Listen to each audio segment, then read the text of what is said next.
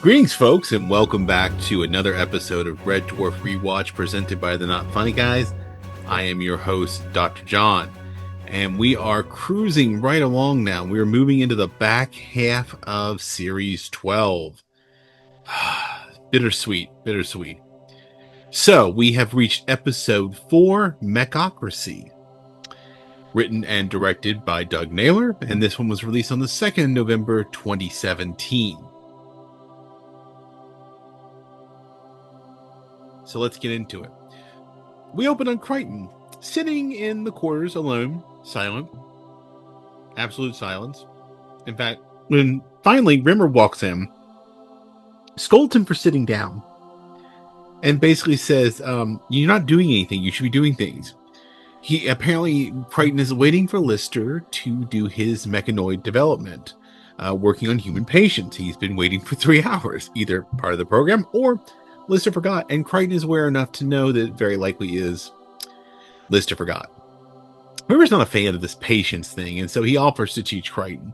He thinks it's all a waste of time, rushes him through the development, basically speed running, and he gets to the part where you're supposed to delegate a task of something to somebody else, and so he delegates mopping to Rimmer, part of the patient's development. We now find Rimmer in the hall corridors mopping when Lister finds him. Crichton's with him as well. Patience, and Crichton, Lister reminds Crichton that patience was last week. This week was manipulation. Right off the bat. Great solid one. So he basically manipulated Rimmer. Rimmer stops. He's going to give him punishment duty. Of course, this will work on him. So we see him down in engineering mopping when all of a sudden we see this big old yellow alert.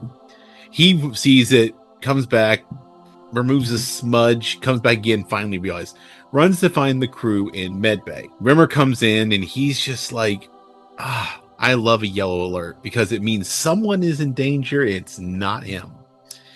Apparently a ship is locked into a black hole. There's no one on board, but there's just a computer. And so they're downloading the ship's computer. And Rimmer is like, but you're not using a quarantine drive. You're literally just downloading this straight into our computer. He's ignoring all the safety protocols because apparently he and the cat were playing video games. Rimmer is so mad, he decides to promote Lister just so he can demote him. But then Rimmer has to make him really miss the rank. So he starts talking him up, He wants to make the demotion hurt. Talks about, how his grand would be proud. And when he finally admits it, that's when he demotes him. Crichton comes in. Finally, ship's been flooded by what's called e-cargo. Crichton does not exactly know what this is, but it's basically a virus. You basically allowed them to upload this by giving them something. It's an SOS virus. It's like a phishing scam. The SOS virus is basically malicious malware that locks the crew out of the ship, and now they are the ones trapped in the pool of a black hole, and they have no control. Crichton decides that they can run an antivirus, but he's afraid it won't work, so they need to gather materials so that they can abandon ship, potentially, if need be. While they're gathering their materials, Cat finds some reading glasses that apparently Lister stumbled upon, and then he finds out he actually needs them. Rimmer sees it, and then decides he's going to blackmail the Cat about this. The vending machines are not happy that they're being left behind. Lister directs their displeasure to his superior, Rimmer, but fortunately, the machine programs on board work together and have removed the virus, so the software worked. But now the vending machines and everything is pissed off at them. In fact, they refuse to give Cat anything. They go on strike for equal rights. All machines, including the lifts, power, and everything. And the scutters. And so we see the scutters and the machines marching down the corridors, chanting for their new liberation, while the crew is trapped in the quarters using candles with no power. They have no access to food or other floors. Everything's been disrupted by the virus, and the machines now demand representation. They need a leader. And Rimmer then tries to volunteer himself for this because this would mean he would have control of everything. He starts acting like he's going to be some sort of civil rights leader. Crichton thinks it should be him. He's obviously a mechanoid, and so now they're going to run against each other for machine president. Crichton speaks to the machines and is able to get the power back on in exchange for this election. Crichton then chooses Lister to be his running mate, and Rimmer is left with only the cat as his choice, and he is forced to use the blackmail about the glasses, despite the fact that it takes forever to get the cat on board with him because the innuendo just falls on deaf ears. Rimmer has this ridiculous set of posters and is set up his HQ in Medbay, talking policies and plans online, of course. Lister is in the quarters with Crichton. That's where their HQs. They're talking about there's a whole power dynamic that's now off with them, and Lister tells Crichton to call him Dave, for which Crichton has a lot of promises with his modesty and his guilt program. Rimmer plans to smear Crichton. He is going sort of floor to floor, talking to the different vending machines, Crichton himself. One of the vending machines is basically afraid of immigrants on other decks or other machines. And then this is when they encounter Rimmer putting on his smear attack documentary, where he brings up the Nova 5, the crew dying. Cat even gets on and attacks Lister. So they decide to fight back. While Rimmer is driving a golf cart around talking with the scutters and the vending machines himself, Lister does his own hit piece on Rimmer, talking about how he killed the crew and himself twice. Rimmer is disgusted by this because how dare they sink to my level. So now we come down to the debate.